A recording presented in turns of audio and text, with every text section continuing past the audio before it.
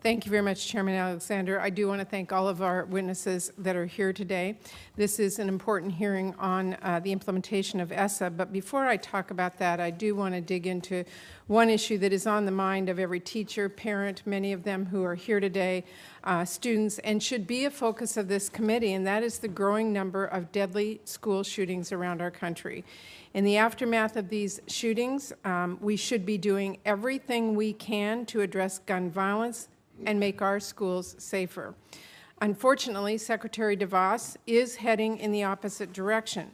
Despite outcry from students and parents and teachers and members of Congress, she is going to allow schools to use federal funds to purchase guns or firearm training for teachers. This is not what Congress intended when we passed the bipartisan Every Student Succeeds Act.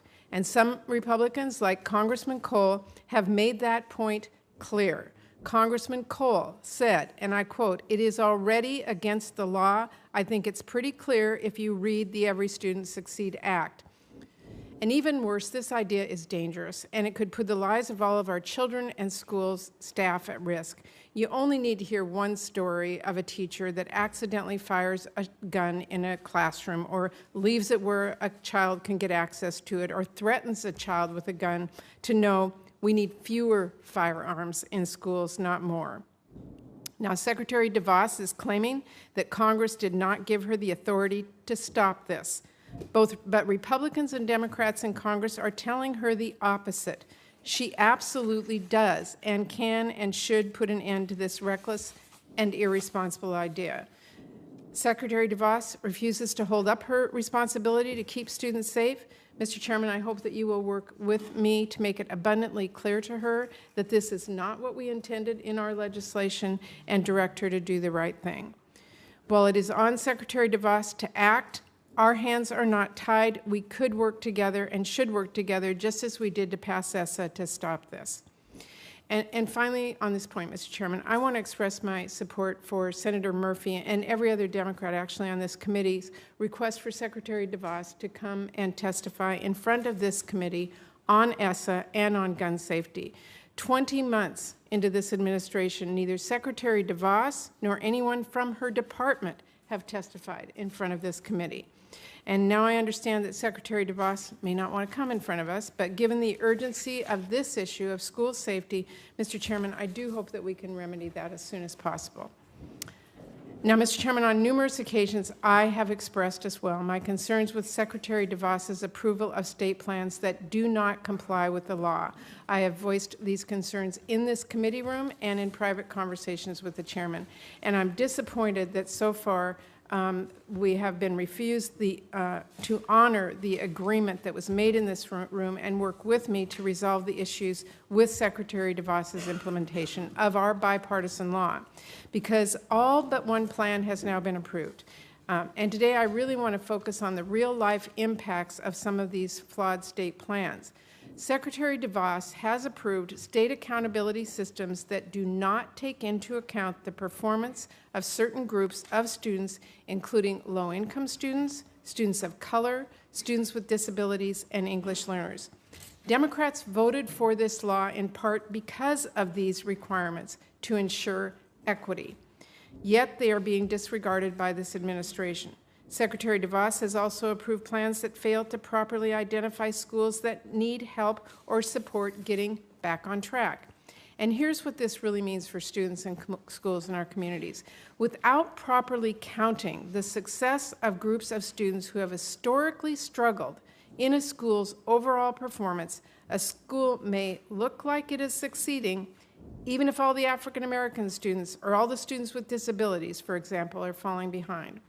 Without properly identifying three separate categories of schools in need of support or improvement, a school that is in need of a little bit of support will never be identified, and rather than getting the help that it needs, the school problems may get worse and the school could fall further and further behind. These are not theoretical. Under the plans Secretary DeVos has approved, students will fall through the cracks and schools will be left off worse. At their core, these provisions are about providing equity in our schools. Now, equity is not easy. we have to put in the hard work. We have to ask schools to put in the hard work. We have to ask students to put in the hard work to get a strong education and set themselves up for a success. But we have to do our part. We have to ensure that Secretary DeVos is implementing the law the way we agreed to it to give those students a fair shot. Our federal education law should not be focused solely on making states' lives easier. It should be about providing every student, no matter where they live or how they learn or how much money their parents make, the opportunity to better themselves through education. And finally, I do want to touch on one more issue with Secretary DeVos's implementation now that she has approved all but one of these state plans. When we worked together on ESSA, we set out to build on the strong steps that were being made to hold states accountable for the learning of students with disabilities. I made it a priority to ensure we were not leaving students with the most significant cognitive disabilities behind by limiting the number of children who could be tested using a simplified assessment. Well, it's only appropriate to use this test with about 0.5% of students. We set the cap at 1%.